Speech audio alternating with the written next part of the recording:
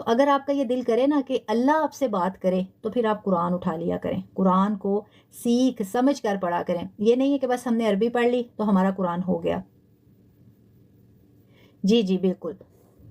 اعتکاف کا I think میں نے ویڈیو جو ہے شیئر کروا دی تھی، جو ہمارا کمیونٹی گروپ ہے، یا کسی نے پرائیویٹ ریکویسٹ کی تھی، ہمارا کوئی اسٹوڈنٹ ہے انہوں نے ریکویسٹ کی تھی. اب مجھے جو ہے یہ کنفرم نہیں ہے، آپ چیک کر لیجئے گا. غزالہ گروپ میں آئی تھنک میں نے شیئر کروائی تھی. اگر نہیں تو کسی کو بھی اعتکاف کے بارے میں جو بھی معلومات چاہیے، اعتکاف کی فضیلت و اہمیت، اعتکاف کب بیٹھنا ہے، اور اعتکاف بیٹھتے ہوئے ہمیں کیسے نیت کرنی ہے، اعتکاف میں کون کون سی ہمیں عبادات، ذکر و اذکار کرنے ہیں، تمام جو بھی احکامات ہیں اعتکاف کے بارے میں مسنون قرآن حدیث کی روشنی میں، تو پھر آپ کے ساتھ وہ ویڈیو شیئر کروا دی جائے گی انشاءاللہ.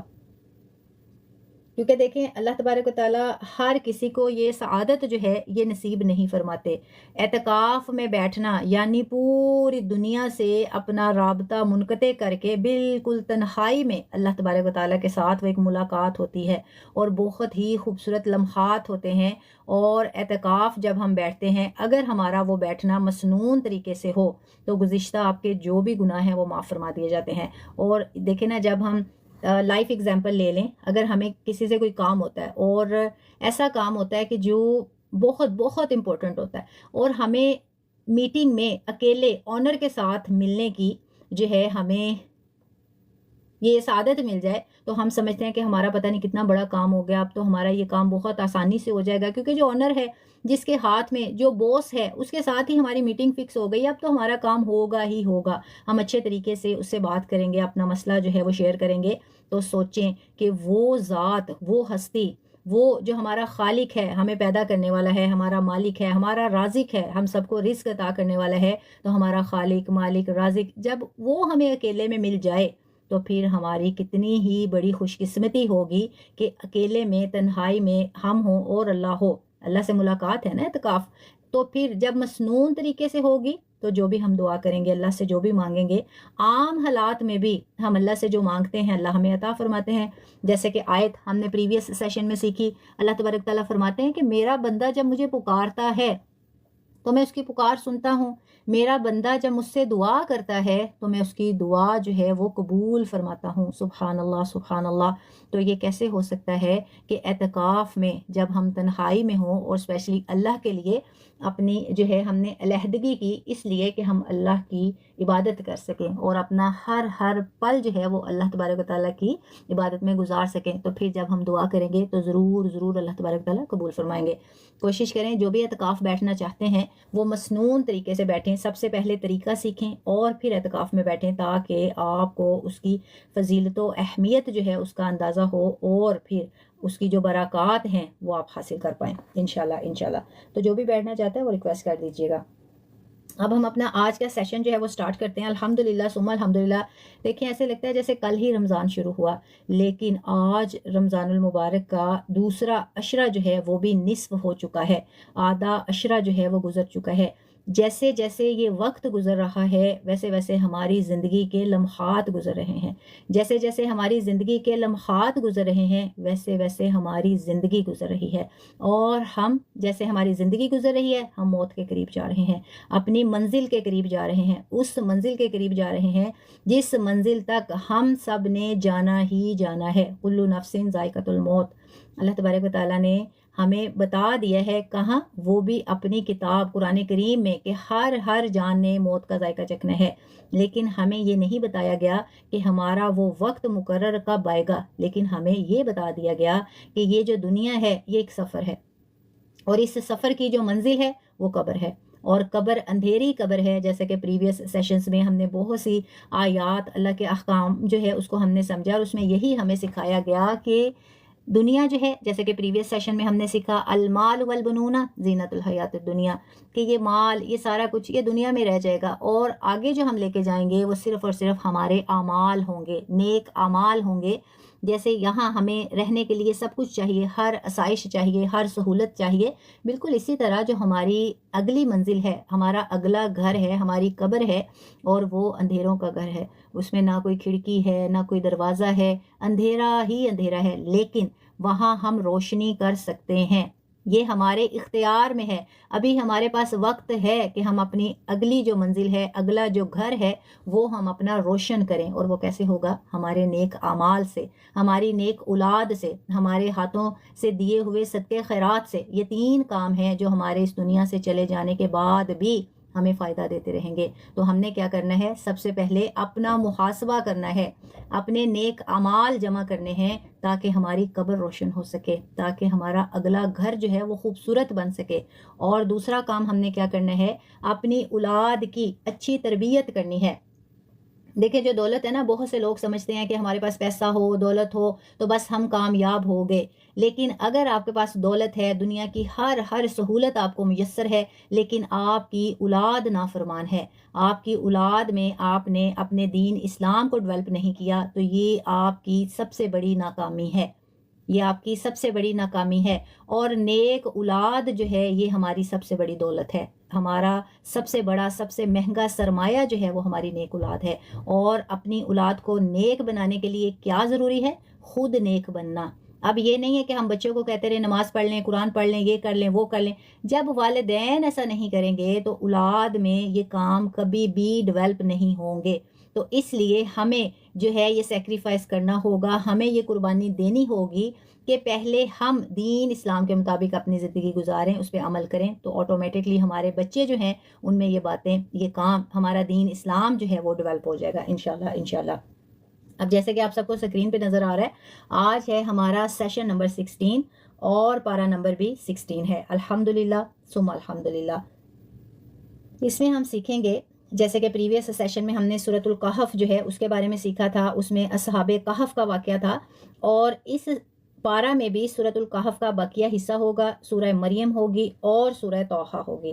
اب اس میں اہم موضوعات اور نکات جس کے بارے میں ہم سیکھیں گے. ماشاءاللہ ماشاءاللہ آج کا ہمارا جو سیشن ہے اس میں بہت سے ایسے واقعات ہیں جس کے بارے میں ہم سیکھیں گے، جیسے کہ حضرت موسیٰ علیہ السلام اور حضرت خضر علیہ السلام کا واقعہ.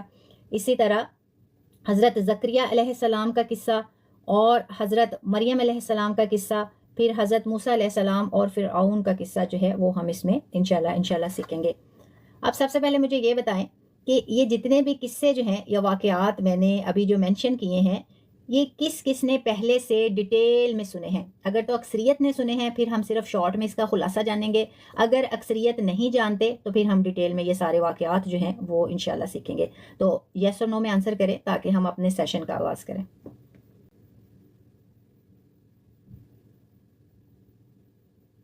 اکثریت کا جو آنسر ہوگا پھر اسی کو ہم ساتھ لے کے چلیں گے، ٹھیک ہے؟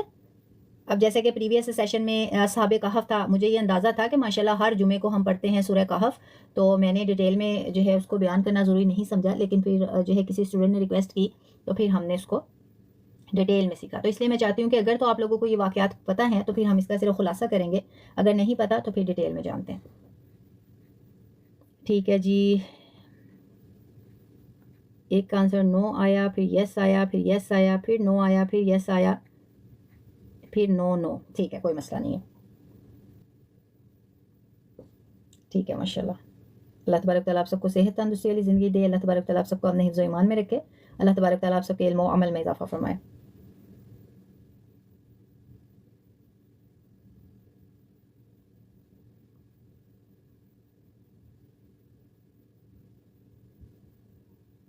ٹھیک ہے ماشاءاللہ. اب سب سے پہلے ہم حضرت مریم علیہ السلام کا قصہ جو ہے اس کے بارے میں ہم کوشش میں کروں گی کہ اتنا خلاصہ آپ کو بیان کر دوں کہ آپ سب جو ہے اس قصے کو بآسانی جو ہے سمجھ جائیں، سیکھ جائیں.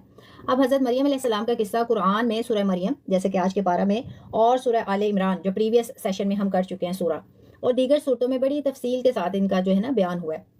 اب حضرت مریم علیہ السلام جیسے کہ ماشاءاللہ آپ سب کو پتہ ہے بہت عظیم خاتون تھی جنہیں اللہ نے پاکیزگی، تقوی اور معجزے سے نوازا. یعنی ایسا معجزہ جو دنیا میں نہ کبھی کسی کے ساتھ ہوا ہے اور نہ کبھی کسی کے ساتھ ہوگا. حضرت مریم علیہ السلام جو تھیں وہ حضرت عمران علیہ السلام کی بیٹی تھی. ان کی والدہ نے یہ نظر مانی تھی، جیسے ہوتا ہے نا کہ منت مانگ لیتے ہیں، نظر مان لیتے ہیں، تو انہوں نے یہ نظر مانی تھی کہ اگر اللہ نے انہیں اولاد عطا کی تو وہ اسے اللہ کی خدمت کے لیے وقف کر دیں گی. جب حضرت مریم علیہ السلام پیدا ہوئی تو ان کی والدہ نے اللہ سے عرض کی، یا اللہ میں نے بیٹا مانگا تھا مگر یہ تو بیٹی ہے. پھر اللہ نے فرمایا اللہ بہتر جانتا ہے کہ کیا عطا کرنا ہے، اور یہ بیٹی ایک عظیم مقام حاصل کرے گی. سبحان اللہ. حضرت مریم علیہ السلام کو حضرت زکریا علیہ السلام کی کفالت میں دے دیا گیا. وہ مسجد اقصیٰ میں عبادت کرتی رہیں اور انتہائی نیک اور پرہیزگار خاتون تھی۔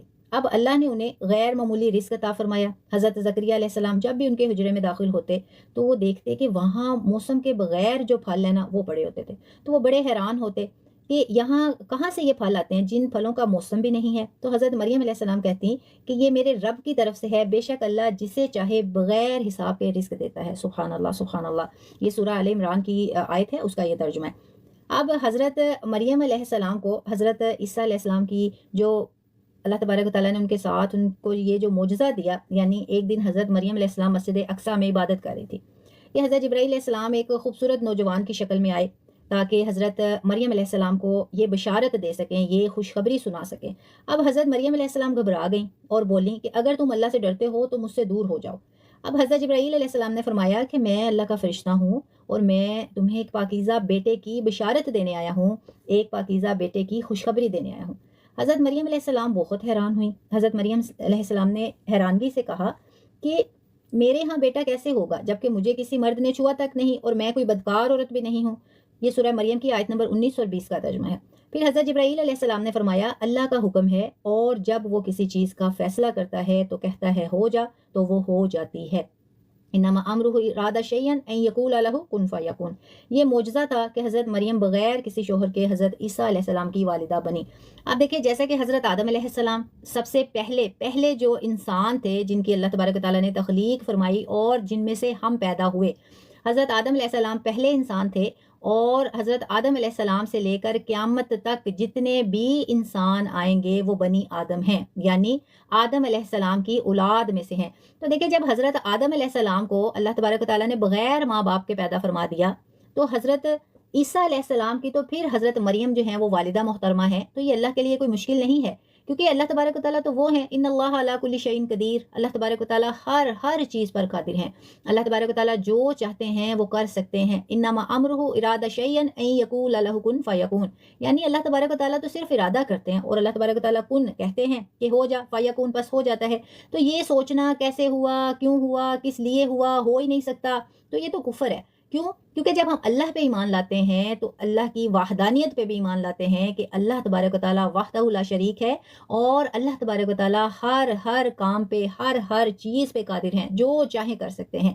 تو یہ سوچنا کیوں ہوا، کیسے ہوا، تو یہ ہمارے لیے جو ہے یہ موضوع نہیں، ہمیں ہمارا قرآن ہمارا اسلام اس کی اجازت نہیں دیتا۔ تو ہم نے جب ایمان لانا ہے، مومن کسے کہتے ہیں؟ مومن کہتے ہیں جو اللہ پہ ایمان لائے، اللہ کے نبیوں پہ، پیغمبروں پہ ایمان لائے، قیامت پہ ایمان لائے، زندگی موت پہ ایمان لائے، مرنے کے بعد جو ہم نے اٹھایا جانا ہے اس پہ ایمان لائے۔ اصل مومن، اصل مسلمان وہ ہے۔ تو جب ہم خود کو مومن کہتے ہیں، مسلمان کہتے ہیں، تو پھر یہ سوالات جو ہیں ہمارے ذہن میں نہیں آنے چاہیے۔ تو بالکل اسی طرح جب حضرت مریم علیہ السلام حاملہ ہوئی تو وہ لوگوں کے طعنوں سے بچنے کے لیے ایک دور دراز جگہ جو ہے وہ چلی گئیں۔ اب جب انہیں درد ذا میں مبتلا ہو کر وہاں وہ آئیں یعنی تو پھر کھجور کے درخت کے نیچے بیٹھ گئیں اور کہنے لگی کاش میں اس سے پہلے مر جاتی اور کوئی مجھے نہ جانتا۔ اب اللہ کی مدد ان کے لیے حاضر ہوئی، اللہ نے ان کی دل جوئی فرمائی اور فرمایا کھجور کے درخت کو ہلاؤ، تمہارے لیے تازہ کھجوریں گریں گی اور ندی سے پانی پیو۔ یہ ماشاءاللہ بڑا خوبصورت قصہ ہے، اور سورہ مریم ماشاءاللہ آپ میں سے جو بھی تلاوت کرتے ہوں گے، جنہیں قرآن کے معنی مفہوم کا پتہ چلتا ہوگا، تو جب ہم یہ سورہ جو ہے تلاوت کرتے ہیں تو یہ سارا واقعہ ابھی جو میں آپ کو اردو میں بتا رہی ہوں یہ سارا عربی میں ہے۔ تو اسی لیے میں آپ سے کہتی ہوں کہ قرآن جو ہے صرف عربی میں نہ پڑھا کریں بلکہ اس زبان میں پڑھا کریں جو زبان آپ کی سمجھ میں آتی ہے، تاکہ ہمیں یہ پتہ چلے قرآن میں ذکر اللہ کیا ہے، کلام اللہ کیا ہے، اللہ تبارک و تعالیٰ ہم سے کیا باتیں فرما رہے ہیں، اللہ تبارک و تعالیٰ ہم تک کیا پیغامات پہنچانا چاہ رہے ہیں۔ اب حضرت مریم علیہ السلام نے کھجوریں کھائیں اور پانی پیا اور انہیں سکون ملا۔ جب حضرت مریم علیہ السلام اپنے بچے کے ساتھ جو ہے واپس آئیں، یعنی حضرت عیسیٰ علیہ السلام کی پیدائش ہو گئی اور حضرت عیسیٰ علیہ السلام کو لے کر جب وہ واپس آئیں تو لوگوں نے اعتراض کیا، اے مریم تو نے بہت بڑا گناہ کر دیا، تمہارا باپ بہت نیک آدمی تھا اور تمہاری ماں بھی پاکیزہ تھی۔ تو حضرت مریم علیہ السلام نے جواب دینے کی بجائے خاموشی اختیار کی اور بچے کی طرف اشارہ کیا۔ لوگوں نے حیران ہو کر کہا ہم ایک نومولود بچے سے کیسے بات کریں، یعنی بالکل ابھی بچہ پیدا ہی ہوا ہے تو اس کی طرف اشارہ کر رہی ہو، اس سے ہم کیسے بات کریں، چھوٹا بچہ تو بول ہی نہیں سکتا۔ تو پھر اللہ تبارک و تعالیٰ نے معجزہ کیا تو تب حضرت عیسیٰ علیہ السلام سے حضرت عیسیٰ علیہ السلام نے جھولے میں بولنا شروع کر دیا. ماشاءاللہ ماشاءاللہ سبحان اللہ. حضرت عیسیٰ علیہ السلام نے فرمایا کہ میں اللہ کا بندہ ہوں, اس نے مجھے کتاب دی اور مجھے نبی بنایا. سبحان اللہ سبحان اللہ. تو حضرت عیسیٰ علیہ السلام نے اپنی نبوت کا اعلان فرمایا اور اپنی والدہ کی پاک دامنی کی گواہی دی. سبحان اللہ سبحان اللہ.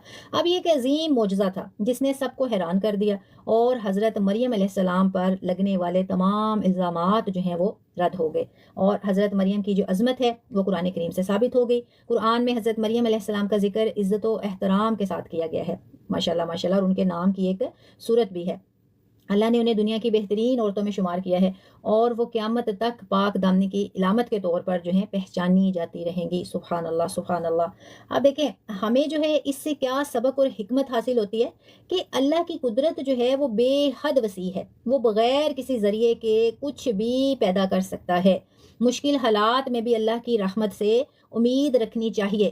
اب دیکھیں اللہ تو وہ کام کر سکتا ہے کہ جو ہماری عقل تسلیم ہی نہیں کرتی, یعنی ایسے معجزات اللہ تبارک و تعالیٰ کرتے ہیں جو ہم حیران ہو جاتے ہیں, یہ ہو کیسے سکتا ہے. تو پھر ہماری تو چھوٹی چھوٹی خواہشیں ہیں, چھوٹی چھوٹی ضرورتیں ہیں, چھوٹی چھوٹی دعائیں ہیں, تو پھر ہم نا امید کیوں ہو جاتے ہیں. اسی لیے قرآن کریم میں اللہ تبارک و تعالیٰ نے فرمایا ہے لا ان شکرتم لا ازیدنکم ولا ان کفرتم ان عذابی لشدید, کہ اگر تم شکر کرو گے تو میں تمہیں زیادہ عطا کروں گا, اگر تم کفر کرو گے تو میرا عذاب بہت سخت ہے. اور اسی طرح لا تقنطوا من رحمت اللہ, کہ اللہ کی رحمت سے کبھی بھی مایوس نہیں ہونا چاہیے. مایوسی جو ہے وہ کفر ہے. مایوسی کو کفر کیوں کہا گیا, جیسے کہ پریویس سیشنز میں میں نے بہت وضاحت کے ساتھ آپ لوگوں کو سمجھایا تھا کہ نارملی ہم کہتے ہیں نا شکر, اور شکر کا اپوزٹ ہم کرتے ہیں ناشکری.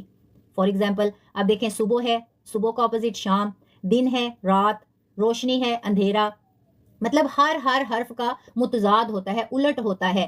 اسی طرح اب جیسے ہم نارملی کرتے ہیں شکر, شکر کا الٹ ہم کیا لیں گے, اپوزٹ کیا لیں گے, متضاد کیا لیں گے, شکر کا ناشکر. لیکن قرآن میں شکر کا جو متضاد ہے, اپوزٹ ہے, وہ ہے کفر, ناشکری نہیں ہے. اور اس کی دلیل ہمیں اس آیت سے ملتی ہے جس میں اللہ تبارک و تعالیٰ نے فرما دیا لا ان شکرتم. غور کیجئے گا, پہلی لائن میں لا ان شکرتم, اگر تم شکر کرو, اور دوسری لائن میں والا ان کفرتم. والا ان شکرتم پہلی لائن میں یعنی اگر تم شکر کرو, اور دوسری لائن میں والا ان کفرتم یعنی شاکرہ کافرہ, شکر اور کفر, نعوذ باللہ من ذالک. تو اس لیے اگر ہم اللہ کی نعمتوں کی شکر گزاری نہیں کرتے, اگر ہم اللہ کی نعمتوں کا شکر ادا نہیں کرتے, تو پھر گویا کہ ہم کیا کر رہے ہیں, ہم کفر کر رہے ہیں. نعوذ باللہ من ذالک. کفر جو ہے, کفر کا لغوی معنی ہی ہے نافرمانی کرنا, نافرمانی کرنا, انکار کرنا. اب دیکھیں جب ہم بیمار ہوتے ہیں تو ہم کہتے ہیں نا یہ میں تو بیمار ہو گئی, یہ بیماری تو میری جان لے گی, مجھ سے تو یہ بیماری برداشت ہی نہیں ہو رہی, بس پوری دنیا میں ہی رہ گئی تھی جو مجھے یہ بیماری لگ گئی. اب بیماری دینے والا کون ہے, اللہ تبارک و تعالیٰ, اور بیماری سے شفا دینے والا کون ہے, اللہ تبارک و تعالیٰ. تو پھر ہم شکوہ شکایت کس سے کر رہے ہیں, اللہ سے کر رہے ہیں نا. اسی طرح رزق ہے, اللہ نے کسی کو زیادہ عطا کیا ہے, کسی کو کم عطا کیا ہے, اور اللہ نے کسی کو دیا ہے, کسی کو نہیں دیا, کسی کو اللہ جلدی دیتا ہے, کسی کو اللہ دیر سے دیتا ہے. اللہ تبارک و تعالیٰ نیتوں کو دیکھ کر نوازتا ہے. اب اگر ہم یہ شکوہ گلا کریں وہ فلاں کے پاس تو اتنا کچھ ہے, ہمارے پاس تو یہ نہیں, اس کو مل گیا ہمیں نہیں ملا, ہمیں پتہ نہیں کب ملے گا, ہماری قسمت میں تو یہ ہے وہ ہے, تو شکوہ کس سے کریں, اللہ سے, کیونکہ دینے والا تو اللہ ہے. جب رازق وہ ہے, خالق وہ ہے, مالک وہ ہے, ہر کام جو ہے اس کے ہاتھ میں ہے, ایون کہ ہمیں زندگی دینے والا وہ ہے, ہماری موت اس کے قبضہ قدرت میں ہے. تو پھر ہم ان کاموں کا جب شکوہ کرتے ہیں تو یہ کیا ہوتا ہے, یہ اللہ کی رحمت کا انکار کرنا, اللہ کے قادر ہونے کا انکار کرنا ہوتا ہے, کیونکہ اللہ تو ہر چیز پہ قدرت رکھتا ہے. تو ہم نے کیا کرنا ہے, ہم نے ہر حال میں اللہ کا شکر ادا کرنا ہے, اللہ تبارک و تعالیٰ پہ کامل یقین, کامل بھروسہ, کامل ایمان رکھنا ہے. تو ہمارے تمام معاملات جو ہیں ان میں ضرور ہمیں کامیابی عطا ہوگی. اب دیکھیں جیسا کہ ابھی ہم نے حضرت مریم علیہ السلام کا قصہ سیکھا, تو اس میں انہوں نے کیا کیا, دیکھیں کتنا بڑا کام ہے. ہم کیا کرتے ہیں, اگر ہم پہ کوئی الزام لگ جائے نا, ہم اتنے پریشان ہو جاتے ہیں, بندے کو صفائیاں دینی شروع ہو جاتے ہیں, اللہ کی قسم میں نے یہ نہیں کیا, میں یہ دلیل دے دوں, میں یہ ثبوت دے دوں, میں یہ ہے, میں وہ ہے, یعنی انسانوں سے ڈرنا شروع کر دیتے ہیں اور اپنا ایمان کمزور کر لیتے ہیں. حالانکہ انسان نہ ہمیں رزق دے سکتے ہیں, نہ ہمیں زندگی دے سکتے ہیں, نہ ہمیں صحت دے سکتے ہیں, نہ ہمیں بیماری دے سکتے ہیں, نہ ہمیں موت دے سکتے ہیں. تو پھر ہم ان سے خوف کیوں کھاتے ہیں؟ اگر ہم نے ڈرنا ہے تو اس سے جو ہمارا رازق ہے, خالق ہے, مالک ہے, جس کے قبضہ قدرت میں ہماری جان ہے, اگر ہمارا عقیدہ مضبوط ہوگا، ہمارا یقین کامل ہوگا تو کبھی بھی ہم گمراہ نہیں ہوں گے، اور ہر کام میں، ہر مصیبت میں، آزمائش میں، بیماری میں، تکلیف میں، پریشانی میں اگر ہم صبر سے کام لیں گے تو کیا ہوگا؟ کامیابی ہمارا مقدر ہوگی انشاءاللہ۔ انشاءاللہ اللہ کی مدد جو ہے وہ شامل ہوگی، کیونکہ اللہ تبارک و تعالیٰ نے صاف صاف فرما دیا ہے کہ کیا کرو؟ صبر کرو۔ وبشر صابرین، کہ صبر کرنے والوں کے لیے خوشخبری ہے، اور وہ خوشخبری کیا ہے؟ ان اللہ مع الصابرین، کہ بے شک اللہ صبر کرنے والوں کے ساتھ ہے۔ اب یہ بھی تو کہا جا سکتا تھا نا اللہ مع الصابرین، کہ اللہ صبر کرنے والوں کے ساتھ ہے، لیکن شروع میں کیا لگایا گیا؟ انا بے شک، یعنی جس میں کوئی شک نہیں ہے۔ تو دیکھیں کتنی خوبصورت بات ہے۔ اور اگر ہم کیا کرتے ہیں؟ یقین کامل رکھتے ہیں، ایمان کامل رکھتے ہیں، اور صبر سے کام لیتے ہیں تو اللہ کا ساتھ بھی نصیب ہوگا، اور ہماری تمام جو ہیں وہ دعائیں بھی قبول ہوں گی، اور ہمیں کامیابی بھی نصیب ہوگی انشاءاللہ انشاءاللہ۔ اسی طرح حضرت موسیٰ علیہ السلام اور فرعون کا قصہ ماشاءاللہ یہ بھی جو ہے پریویس سیشن میں جو ہے ہم اس کے بارے میں جان چکے ہیں۔ جیسے کہ فرعون جو تھا وہ خود کو خدا کہلاتا تھا، پھر اللہ تبارک و تعالیٰ نے حضرت موسیٰ علیہ السلام کو اس کی طرف تبلیغ کے لیے بھیجا، لیکن فرعون نے حضرت موسیٰ علیہ السلام کی تبلیغ جو ہے اس سے انکار کر دیا، اور جب اس نے انکار کیا تو پھر کیا ہوا؟ جب حضرت موسیٰ علیہ السلام اور اس کی آپس میں جنگ ہوئی، اور حضرت موسیٰ علیہ السلام اپنے ساتھیوں کو لے کر دریا جو ہے پار کرنے لگے، تو حضرت موسیٰ علیہ السلام کو اللہ تبارک و تعالیٰ نے ایک لاٹھی جو ہے معجزانہ طور پہ عطا کی تھی۔ ہر پیغمبر کو اللہ تبارک و تعالیٰ نے کوئی نہ کوئی پاور دی ہوتی ہے، کوئی معجزہ عطا کیا ہوتا ہے۔ تو حضرت موسیٰ علیہ السلام کو وہ عصا دی تھی، وہ لاٹھی، تو جب وہ پھینکتے تھے تو وہ ایک اسطح بن جاتی تھی، بڑا سانپ بن جاتی تھی۔ جب حضرت موسیٰ علیہ السلام فرعون کے پاس گئے تو انہوں نے فرمایا کہ میں اللہ کا رسول ہوں اور میں تمہیں دعوت دینے آیا ہوں، تو فرعون نے انکار کر دیا۔ تو پھر فرعون نے سمجھا کہ فرعون نے کہا کہ ظاہر کرو آپ کیسے جو ہے رسول اللہ ہو۔ تو پھر حضرت موسیٰ علیہ السلام نے اپنی وہ لاٹھی زمین پہ ماری تو وہ اسطح بن گئی، بڑا سانپ بن گئی۔ تو فرعون نے یہ سوچا کہ یہ کوئی جادوگر ہے، تو فرعون نے تمام جادوگروں کو اکٹھا کر لیا۔ جب تمام جادوگروں کو اکٹھا کر لیا تو جادوگروں نے اپنی اپنی رسیاں پھینکی تو وہ سانپ بن گئے۔ تو جب حضرت موسیٰ علیہ السلام نے اپنی عصا جو ہے لاٹھی پھینکی تو وہ بڑا اسطح بن گیا، اور اس بڑے اسطح نے تمام جادوگروں کی جو رسیاں سانپ بنی تھیں وہ سب کھا گیا۔ تو وہ جو جادوگر تھے سارے کے سارے اسی ٹائم سجدے میں پڑ گئے اور ایمان لے آئے، لیکن فرعون نے انکار کیا۔ تو پھر جب حضرت موسیٰ علیہ السلام دریا پار کرنے لگے اپنے لشکر کے ساتھ تو دریا 2 حصوں میں ہو گیا۔ جب حضرت موسیٰ علیہ السلام نے دریا پار کر لیا تو فرعون نے سمجھا دریا میں راستہ بنا ہے، وہ اپنے ساتھیوں کے ساتھ دریا پار کرنے لگا تو دریا آپس میں مل گیا، تو اللہ تبارک و تعالیٰ نے انہیں وہاں غرق کر دیا۔ تو فرعون نے جب دیکھا کہ اب میں مرنے والا ہوں تو اس نے توبہ کرنے کی کوشش کی، لیکن اللہ تبارک و تعالیٰ نے فرمایا کہ اب وقت نہیں ہے۔ اور اسی طرح یہ ہمارے لیے اب اس میں سے کیا سبق نکلتا ہے کہ توبہ اگر ہم نے کرنی ہے تو ہم ابھی توبہ کریں۔ ہم یہ نہ سمجھیں کہ بس جب ہم پہ جو ہے آخری وقت آئے گا، ہماری موت قریب ہوگی، ہماری جان نکل رہی ہوگی تو تب ہم توبہ کر لیں، تب توبہ قبول نہیں ہوتی، تب توبہ کے دروازے بند ہو جاتے ہیں، نعوذ باللہ من ذالک۔ تو ابھی اللہ تبارک و تعالیٰ نے ہم سب کو یہ مہلت دی ہے، ہم سب کو یہ موقع دیا ہے کہ ہم توبہ کر سکتے ہیں۔ تو ابھی ہم سچے دل سے اللہ سے توبہ کرتے ہیں۔ جیسے کہ میں ہمیشہ آپ کو کہتی ہوں کہ توبہ کرنے کے لیے انتظار نہیں کرنا، کیونکہ ہمیں کل کا نہیں پتا، ہمیں پل کا نہیں پتا، ہمیں یہ نہیں پتا ہم کل ہوں گے یا نہیں ہوں گے، اگلے پل ہوں گے یا نہیں ہوں گے۔ تو ہم نے کیا کرنا ہے؟ ہم نے سچے دل سے توبہ کرنی ہے، ابھی کرنی ہے، اسی وقت کرنی ہے۔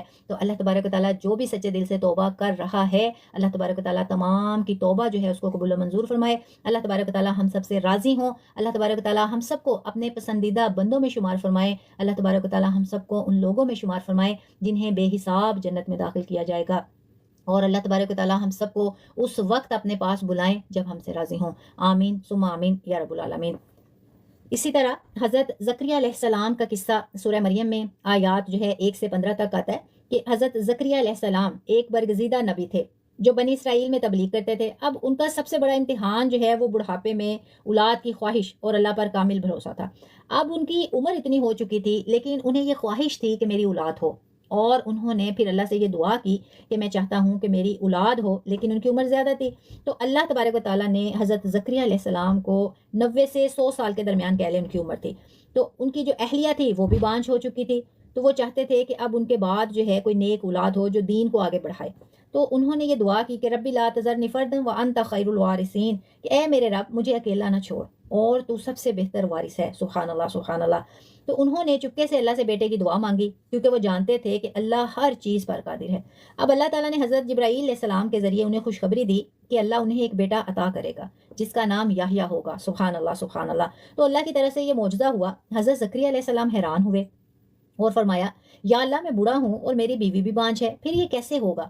تو اللہ تبارک و تعالیٰ نے فرمایا کہ کذالک قال ربک ہوا علیہ ہین، یعنی ایسا ہی ہوگا کیونکہ یہ میرے لیے آسان ہے. سبحان اللہ سبحان اللہ. یہ حضرت ابراہیم علیہ السلام اور حضرت سارہ کے قصے کی طرح ایک معجزہ تھا. یعنی ماشاء اللہ جو حضرت ابراہیم علیہ السلام اور حضرت سارہ ہیں تو ان کا بھی قصہ بالکل ایسے ہی معجزانہ ہے. تو حضرت زکریا علیہ السلام کو جب نشانی دی گئی کہ وہ 3 دن تک کسی سے بول نہیں سکیں گے مگر اللہ کی تسبیح اور ذکر کرتے رہیں گے، تو وہ 3 دن انہوں نے کسی سے کلام نہیں کیا.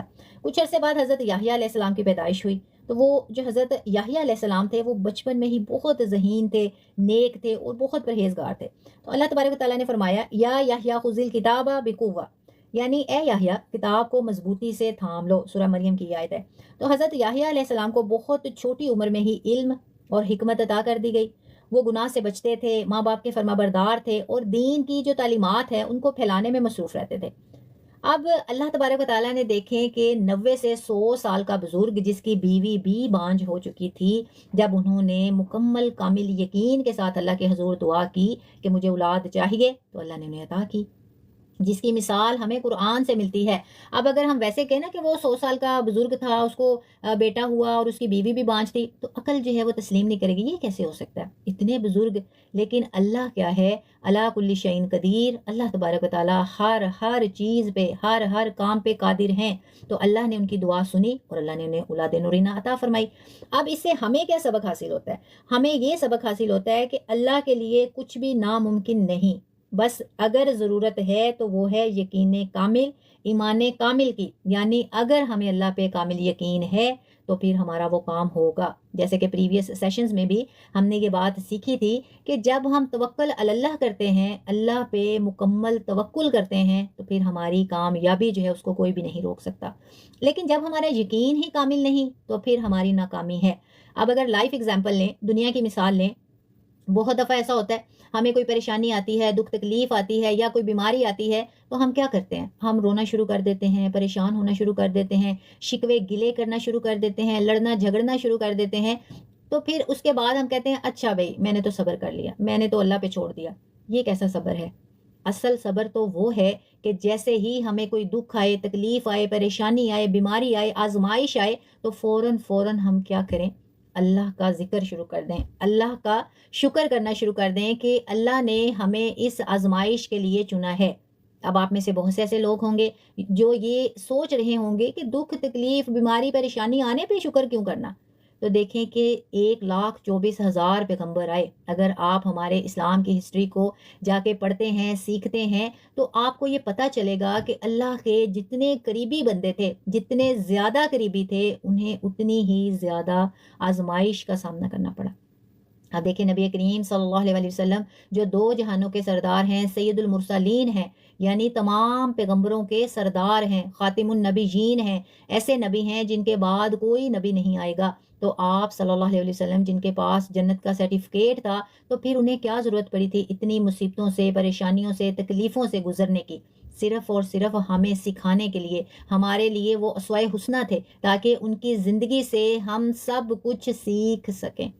اور ان کی ازواج مطہرات، پھر دیکھیں جو میدان کربلا، واقعی کربلا جو ان کی آل اولاد تھی، کیا اللہ کو وہ پیارے نہیں تھے؟ بہت پیارے تھے. جو آپ صلی اللہ علیہ وسلم کے جگر کے ٹکڑے تھے، دیکھیں ان کے ساتھ کیا معاملات ہوئے، کتنی تکالیف سے، آزمائشوں سے وہ گزرے، کیونکہ وہ اللہ کے پیارے تھے. اور اللہ اگر ہمیں کوئی دکھ دیتا ہے، تکلیف، آزمائش، پریشانی دیتا ہے تو اللہ ہمیں ٹیسٹ کرتا ہے. جیسے کہ ہم نے پریویس سیشنز میں ہم نے سیکھا تھا کہ سونا جو ہے نا، گولڈ، اگر آپ جانتے ہوں سونے کو خالص بنانے کے لیے آگ سے گزرنا پڑتا ہے، اس کو آگ میں پکایا جاتا ہے، اور دیکھیں کہ آگ میں پکنے کے بعد وہ سونا خالص ہوتا ہے. بالکل اسی طرح اللہ اپنے جس بندے سے پیار کرتا ہے اس کو کسی بیماری میں مبتلا کر دیتا ہے، اس کو کسی پریشانی، آزمائش، تکلیف میں مبتلا کر دیتا ہے، کیونکہ اللہ اس کو خالص بنانا چاہتا ہے. اور جب انسان خالص ہو جاتا ہے تو اس کا جو توکل علی اللہ ہے وہ بڑھ جاتا ہے.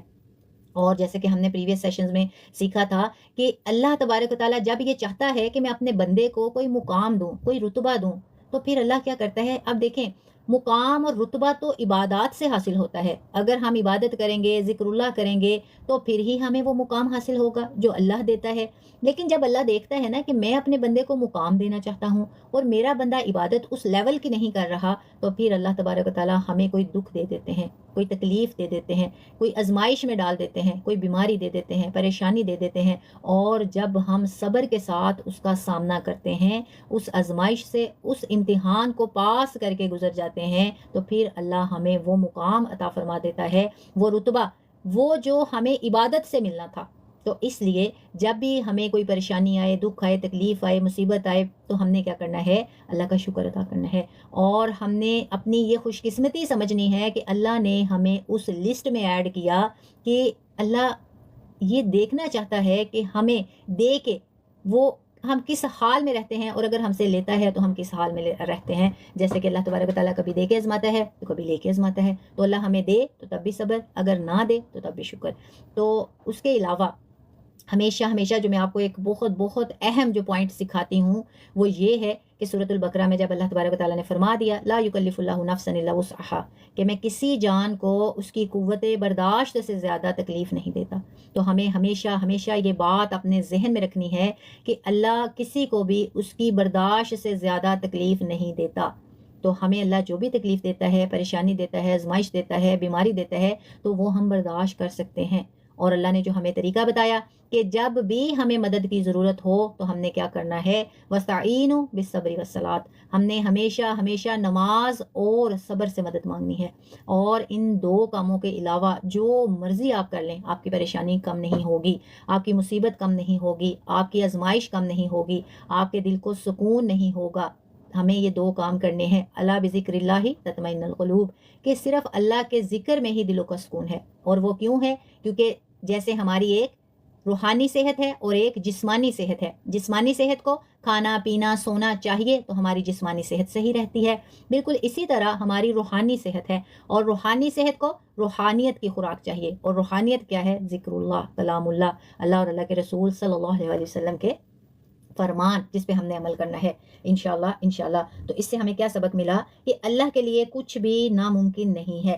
تو اولاد جو ہے اللہ کی عطا ہے، اگر وہ دینے پر آئے تو وہ بڑھاپے میں بھی دے سکتا ہے، اور اللہ سے مانگنا ہے تو اللہ ضرور ضرور دے گا. شرط یہ ہے کہ اس پہ ہمیں کامل یقین رکھنا ہے انشاءاللہ انشاءاللہ. اور صبر، دعا اور اللہ پر جو بھروسہ ہے وہ ہمیشہ ہمیشہ ہمیں بہترین رزلٹ دیتا ہے. اور یہ آزما کے دیکھیے گا کہ اگر آپ صبر کریں گے اور یقین کامل اللہ پہ توکل کرتے ہوئے دعا کریں گے، اللہ پہ بھروسہ کرتے ہوئے دعا کریں گے، تو ہمیشہ ہمیشہ آپ کو پازیٹیو رزلٹ ملیں گے انشاءاللہ انشاءاللہ. تو اب ہم نے حضرت موسیٰ علیہ السلام اور حضرت زکریا علیہ السلام اور حضرت مریم علیہ السلام کے بارے میں ہم نے سیکھا، ان کے واقعات جو ہیں اس کے بارے میں. اور اب حضرت موسیٰ علیہ السلام اور حضرت خضر علیہ السلام. اب ایک دفعہ حضرت موسیٰ علیہ السلام جو ہیں ماشاءاللہ آپ سب کو پتہ ہے کہ بنی اسرائیل کے نبی تھے. اور ایک دن حضرت موسیٰ علیہ السلام سے ایک شخص نے پوچھا کہ کیا روئے زمین پر آپ سے زیادہ علم رکھنے والا بھی کوئی ہے؟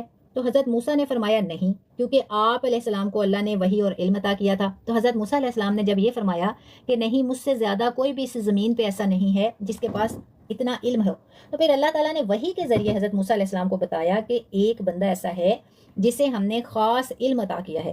یہ اللہ کے نیک بندے کون تھے؟ حضرت خضر علیہ السلام، جنہیں اللہ نے باطنی علم جو ہے وہ عطا فرما رکھا تھا.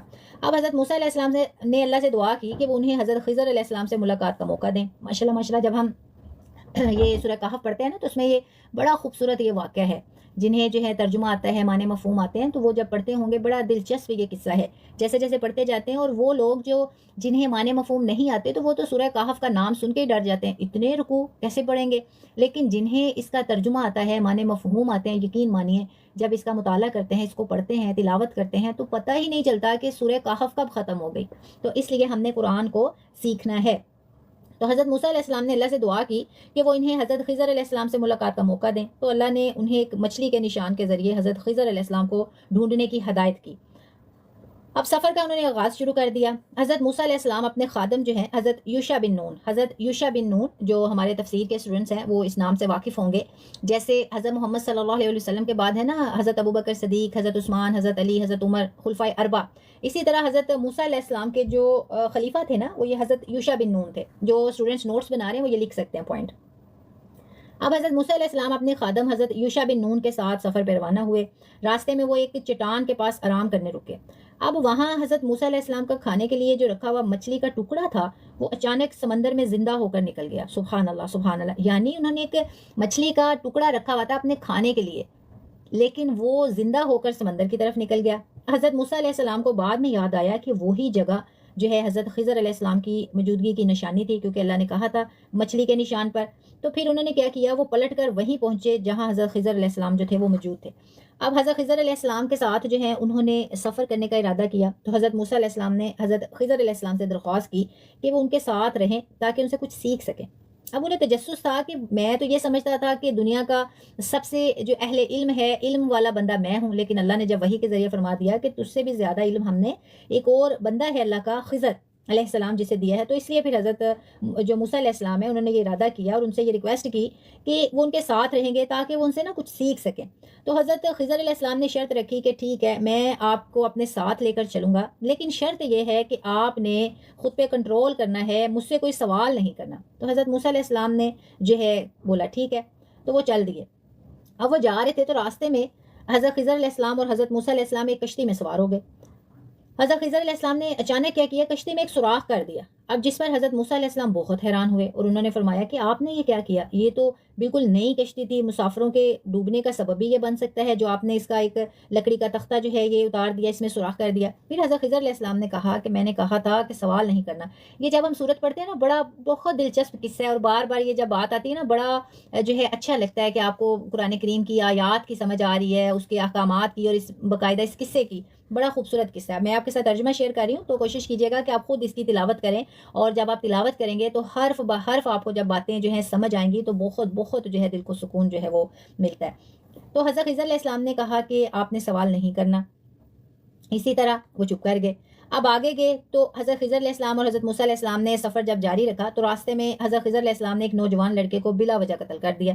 اب پھر حضرت موسیٰ علیہ السلام کو تجسس ہوا، بہت حیران ہوئے اور فوراً اعتراض کیا کہ آپ نے ایک معصوم جان کیوں لے لی، یہ تو مطلب بہت بڑا ظلم ہے نا جو آپ نے بلا وجہ ہی کسی کو قتل کر دیا.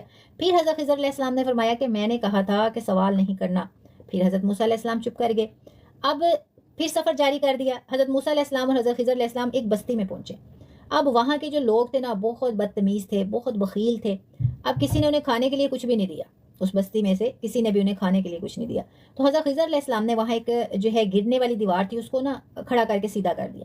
حضرت موسیٰ علیہ السلام بہت حیران ہوئے اور انہوں نے کہا کہ یہ تو آپ نے بغیر کسی اجرت کے کر دیا، اتنی بڑی دیوار، اور آپ نے بغیر جو ہے مزدوری لیے اجرت لیے اس کو سیدھا کر دیا. کم از کم آپ ان سے کچھ کھانے کے لیے ہی لے لیتے. تو حضرت خضر علیہ السلام نے پھر کہا کہ یہ وقت جو ہے نا یہ اب تمہارا اور میرا جدا ہونے کا ہے، کیونکہ میں نے جو ہے کہا تھا کہ کچھ سوال نہیں کرنا. تو پھر انہوں نے کہا کہ اب میں تمہیں ساری باتوں کی حقیقت بتاتا ہوں کیونکہ اب ہم جدا ہونے والے ہیں.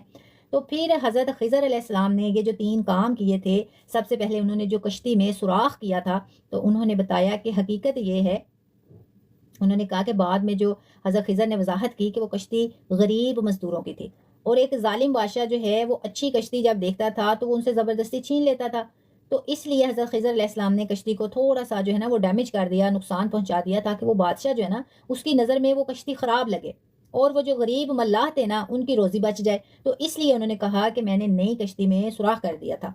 تو اب اس سے ہمیں کیا سیکھنے کو ملا کہ سم ٹائم ہمیں جو وقتی طور پہ نقصان برا لگتا ہے لیکن اللہ کی حکمت اس میں ہمارے لیے بہتری رکھتی ہے. یعنی ہمیں لگتا ہے کہ ہمارا یہ نقصان ہو رہا ہے، کبھی کبھی ایسا ہوتا ہے کہ اپنے نقصان کو دیکھ کر ہم رونا بھی شروع کر دیتے ہیں، لیکن ہمیں مایوس نہیں ہونا. اب دیکھیں یہاں حضرت موسیٰ علیہ السلام جو اللہ کے نبی ہیں انہوں نے محسوس نہیں کیا، لیکن حضرت خضر علیہ السلام جنہیں اللہ نے جو ہے باطنی علم سے نوازا تھا وہ جانتے تھے. باطن یعنی چھپی ہوئی بات جو ہے اس کا علم رکھنا. تو پھر انہوں نے کیا کیا، کشتی میں سوراخ اس لیے کر دیا تھا، اگر نہ کرتے تو پھر انہوں نے وہ بادشاہ نے لے لینی تھی. اسی طرح جو انہوں نے راستے میں ایک نوجوان کو قتل کیا تھا تو بعد میں پھر حضرت خضر علیہ السلام نے جب وضاحت کی کہ یہ لڑکا اپنے والدین کے لیے آزمائش بننے والا تھا اور وہ مستقبل میں ظالم، کافر اور نافرمان بن جاتا اور والدین کو بھی گمراہ کر دیتا. جیسے کہ ہم نے پریویس سیشن میں پڑھا تھا نا المال والبنون، تو مال اور جو اولاد ہے یہ آزمائش ہے. تو انہوں نے کہا کہ یہ کافر ہوتا، نافرمان بن جاتا اور والدین کو بھی گمراہ کر دیتا. اللہ نے اس کی جگہ والدین کو نیک اور صالح اولاد عطا فرمانے کا فیصلہ کیا تھا، تو اس لیے یہ مجھ سے ہوا. اب اس سے ہمیں کیا سبق ملتا ہے کہ کبھی اللہ ہمیں کسی چیز سے محروم کر دیتا ہے تو اس کے بدلے ہمیں بہتر عطا فرماتا ہے. جب اللہ ہم سے کچھ لے لیتا ہے تو ہمیں مایوس نہیں ہونا. ہمیں یہ نہیں کہنا کہ بس ہم ہی ہیں، اللہ نے اور بھی تو اتنے تھے، بس ہمارا یہ نقصان ہو گیا، یہ وہ فلاں فلاں کچھ بھی ہم ایسے جو ہے کفریہ کلمات بولتے ہیں یا سوچتے ہیں. تو ہم نے یہ ایسا نہیں کرنا. جیسے کہ اس واقعے سے ہمیں سیکھنے کو ملتا ہے کہ کبھی اللہ ہمیں کسی چیز سے محروم کر دیتا ہے تو اس کی حکمت کیا ہوتی ہے کہ اس کے بدلے ہمیں کچھ بہتر عطا کرنا ہوتا ہے. اس کے بعد آپ دیکھیں کہ کبھی کبھی ایسا ہوتا ہے نا، لائف ایگزامپل میں اگر دیکھیں تو کوئی شخص کسی سے رشتہ طے کرتا ہے مگر وہ کامیاب نہیں ہوتا، اور بعد میں پھر کیا ہوتا ہے، اس سے کہیں بہتر شریک حیات اس کو ملتا ہے. تو یہ اللہ کی مصلحت ہوتی ہے، کیونکہ پہلے اگر کہیں رشتہ ہوتا ہے تو وہ ٹوٹ جاتا ہے، تو اس میں یہ مصلحت تھی، اللہ کی حکمت تھی کہ اللہ نے اس سے بہتر آپ کے لیے فیصلہ کر رکھا تھا. اس کے بعد تیسرا کام، جو دیوار انہوں نے کھڑی کی، تو حضرت موسیٰ علیہ السلام اور جو ہے حضرت خضر علیہ السلام، تو پھر انہوں نے جب یہ پوچھا تو پھر انہوں نے یہ حقیقت بتائی کہ یہ دیوار جو ہے یہ 2 یتیم بچوں کی تھی اور اس کے نیچے ان کا خزانہ جو ہے وہ دفن تھا. اگر دیوار گر جاتی تو ظالم لوگ جو ہیں وہ خزانہ لوٹ لیتے.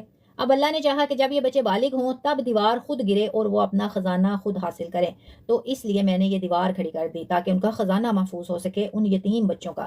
اب اس سے ہمیں کیا سبق ملتا ہے کہ سم ٹائم اللہ کسی چیز کو ہمارے لیے روک دیتا ہے نا، تو وہ اس لیے روک دیتا ہے تاکہ صحیح وقت پر ہمیں بہتر انداز میں عطا فرمائے. سبحان اللہ سبحان اللہ. اور یہ بہت بڑی اللہ کی حکمت ہوتی ہے، مصلحت ہوتی ہے.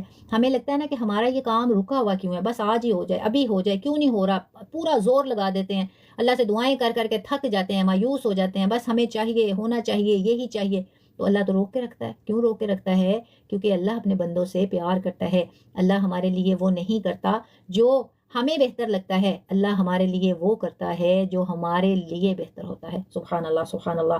تو اس لیے جب ہمارے کچھ کام رک جائیں تو ہمیں اس پہ صبر کرنا ہے اور اللہ کی رحمت کا، اللہ کے انعام کا انتظار کرنا ہے، کیونکہ صحیح وقت آنے پر صحیح انداز میں اللہ ہمیں وہ ضرور ضرور عطا فرمائے گا انشاءاللہ انشاءاللہ.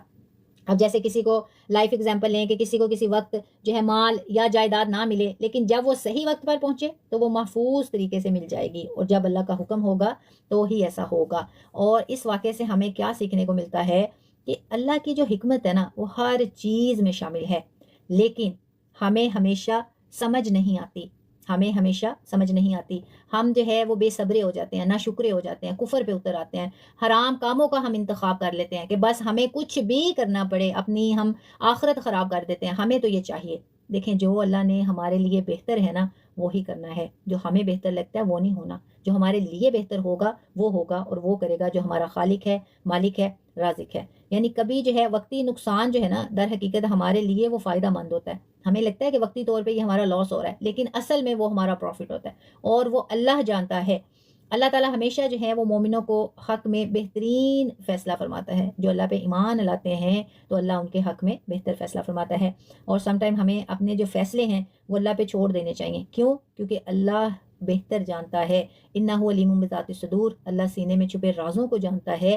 تو اللہ جو بھی کرے گا ہمارے لیے وہی کرے گا جو ہمارے حق میں بہتر ہوگا. اور جب ہم اللہ پہ اپنے فیصلوں کو چھوڑ دیں تو شرط کیا ہے؟ صبر سے کام لینا ہے، یقین کامل رکھنا ہے، اللہ پہ بھروسہ کرنا ہے، اللہ پہ توکل کرنا ہے. جتنا ہی ہم صبر کریں گے اور توکل علی اللہ ہمارا مضبوط ہوگا، یقین مانیے فیصلہ ہمارے حق میں ہی ہوگا انشاءاللہ انشاءاللہ. تو یہ تمام جو واقعات ہیں ان سب سے ہمیں ایک ہی پیغام ملتا ہے: صبر، شکر، توکل علی اللہ. اگر ہم یہ کام کرتے ہیں تو کامیابی ضرور ضرور حاصل ہوگی، ہماری دعائیں ضرور ضرور قبول ہوں گی، اور ایسے ایسے معجزے ہماری زندگی میں ہوں گے کہ جنہیں ہماری عقل تسلیم نہیں کرتی. لیکن اگر ہم صبر، شکر اور ایمان کا دامن تھامے رکھیں گے تو کامیابی ہمارا مقدر ہوگی انشاءاللہ انشاءاللہ. الحمدللہ ثم الحمدللہ تمام ہمارے جو اس میں ٹاپکس تھے وہ کمپلیٹ ہو گئے، اور پارا نمبر 16 اچھے سے ہم نے سیکھنے کی کوشش کی، اور میں نے اپنی پوری کوشش کی کہ لائف ایگزامپلس کے ساتھ آسان الفاظ کے ساتھ آپ کو سمجھاؤں تاکہ تمام واقعات جو ہیں وہ آپ کے دل میں اتر سکیں. اور اگر پھر بھی کسی کو سمجھ نہیں آئی تو کوشش کیجیے گا ریکارڈڈ سیشنز کو آپ سنیں اور بار بار جو ہے اس سے سیکھنے کی کوشش کریں، کیونکہ یہ وہ واقعات ہیں اگر ہم ان احکامات کو، واقعات کو ان سے بہت کچھ سیکھیں اور اپنی زندگی میں شامل کریں، تو پھر ہم کامیابی کی طرف جو ہیں وہ جائیں گے اور ضرور ضرور کامیاب ہوں گے۔ امید کرتی ہوں کہ آپ سب کو اچھے سے سمجھ آیا ہوگا۔ اب کسی کا کوئی بھی کوسچن ہے تو آپ ٹائپ کر سکتے ہیں، اور ڈیورنگ دا سیشن جس نے سلام کیا، وعلیکم السلام ورحمۃ اللہ وبرکاتہ، اور معذرت چاہتی ہوں جن کو کالز پہ نہیں لیا، جیسے کہ میں ہمیشہ آپ سے معذرت کرتی ہوں کہ اگر ڈیورنگ دا سیشن آپ کو کالز پہ لے لوں گی تو ہمارا موجودہ جو مقصد ہے وہ پورا نہیں ہوگا۔ تو ابھی کسی کا کوئی سوال ہے، کوئی بھی آپ کو اہم نکات، کوئی بھی آپ کو معنی مفہوم، کوئی بھی ایسا واقعہ جس کی سمجھ نہیں آئی، تو آپ جو ہے کوسچن کر سکتے ہیں۔ اگر سب کچھ اچھے سے سمجھ آ گیا ہے تو پھر یس لکھ دیں۔ سب کو سب پوائنٹس کی سمجھ آ گئی ہے، سب کے کانسیپٹ کلیئر ہے؟ یس اور نو میں آنسر کر دیں۔ ٹھیک ہے، ماشاء اللہ ماشاء اللہ ماشاء اللہ ماشاء اللہ۔ اللہ تبارک تعالیٰ آپ سب کو صحت تندرستی والی زندگی دے۔ اللہ تبارک تعالیٰ آپ سب کو امن حفظ و ایمان میں رکھے۔ اللہ تبارک تعالیٰ آپ سب کے علم و عمل میں اضافہ فرمائے۔ اللہ تبارک تعالیٰ جن کے والدین حیات ہیں، اللہ تبارک تعالیٰ سب کے والدین کو صحت تندرستی والی زندگی دے۔ اللہ تبارک تعالیٰ سب کے والدین کا سایہ ہمیشہ آپ کے سروں پر سلامت رکھے۔ اللہ تبارک تعالیٰ آپ کا سایہ آپ کے بچوں پہ سلامت رکھے۔ اللہ تبارک تعالیٰ سب کے والدین کی اولادوں کو ان کے لیے صدقہ جاریہ بنائے، اور جن کے والدین اس دنیا سے جا چکے ہیں، اللہ تبارک تعالیٰ ان کی قبروں کو روشنی سے منور فرمائے۔ اللہ تبارک تعالیٰ ان کی قبروں کو جنت کے باغات میں سے ایک باغ بنائے۔ اللہ تبارک و تعالیٰ جو ہیں ان کی اولادوں کو ان کے لیے صدقہ جاریہ بنائے۔ اللہ تبارک تعالیٰ ہم سب کا سیکھنا سکھانا جو ہے اس کو قبول و منظور فرمائے، اور اللہ تبارک تعالیٰ ہم سب سے راضی ہوں، اور اس حال میں اپنے پاس بلائیں کہ ہم سے راضی ہوں۔ آمین ثم آمین یا رب العالمین، جزاکم اللہ خیر۔ اللہ تبارک تعالیٰ آپ سب کو بھی اس کا اجر عظیم عطا فرمائے۔ اور دیکھیں ماشاءاللہ پیچھے کچھ دن رہ گئے ہیں، جو اعتکاف میں بیٹھنا چاہتے ہیں، جیسے کہ سیشن کے سٹارٹ میں بھی میں نے آپ سے کہا تھا، ضرور ضرور مسنون طریقے کو سیکھیں، کیونکہ یہ بہت بڑی عبادت ہے، اور بغیر سیکھے کوئی اتنا آپ کا ٹائم نہیں لگنا، زیادہ سے زیادہ 45 منٹ یا 1 گھنٹے کی کوئی ویڈیو ہوگی جو آپ واچ کر لیں گے، جو صحیح الاسناد احادیث کی روشنی میں ہو، قرآن اور حدیث کی روشنی میں آپ کو احکامات جو ہیں اس میں سیکھنے کو ملیں، تو کوشش کیجیے گا اس کو سیکھیں اور پھر اعتکاف میں بیٹھیں انشاءاللہ انشاءاللہ۔ ابھی کسی کا کوئی سوال نہیں ہے تو نو لکھ دیں، پھر میں آپ سے اجازت چاہوں گی، تاکہ اپنی زندگی کے یہ جو قیمتی لمحات ہیں کسی اور اچھے کام میں گزاریں۔ اور ہمیشہ ہمیشہ آپ سے کہتی ہوں کہ یہ جو وقت ہے، وقت کی قدر کیا کریں، کیونکہ یہ وقت نہیں ہے، ہماری زندگی کے لمحات ہیں۔ وہ لمحات ہیں، جتنی مرضی آپ بڑی سے بڑی طاقت لے آئیں، جتنی مرضی جو ہے آپ دولت لگا لیں، زور لگا لیں، یہ لمحات جو گزر گئے یہ واپس نہیں آئیں گے۔ تو اس لیے اگر آپ کو اپنی زندگی کے کوئی لمحات دیتا ہے، وقت دیتا ہے، تو سمجھیں کہ وہ آپ کو سب سے خوبصورت تحفہ دیتا ہے۔ تو آپ جو اپنی زندگی کے لمحات اس کلاس کو دیتے ہیں، اللہ اور اللہ کے رسول صلی اللہ علیہ وسلم کے دین کو سیکھنے کے لیے آپ اپنی زندگی کے جو لمحات دیتے ہیں، میری حتی الامکان یہ کوشش ہوتی ہے اور کوشش رہے گی کہ آپ کی زندگی کے ان لمحات کو آپ کے لیے صدقہ جاریہ بنایا جائے، اور یہ میرے لیے بھی صدقہ جاریہ ہوں گے انشاءاللہ، اور آپ سب کے لیے بھی۔ ٹھیک ہے ماشاءاللہ۔ کسی کا کوئی کوشچن؟ بالکل ماشاءاللہ، ٹھیک ہے، نو لکھ دیا آپ لوگوں نے، ٹھیک ہے۔ تو اب میں آپ سب سے اجازت چاہوں گی، انشاءاللہ ملیں گے کل کے سیشن میں، اور اللہ تبارک تعالیٰ آپ سب کو صحت تندرستی والی زندگی دے۔ اللہ تبارک تعالیٰ آپ سب کو اپنے حفظ و ایمان میں رکھے۔ اللہ تبارک تعالیٰ آپ سب کے علم و عمل میں اضافہ فرمائے۔ مجھے بھی اپنی دعا میں یاد رکھیے گا۔ جزاکم اللہ خیر۔ السلام علیکم ورحمۃ اللہ وبرکاتہ۔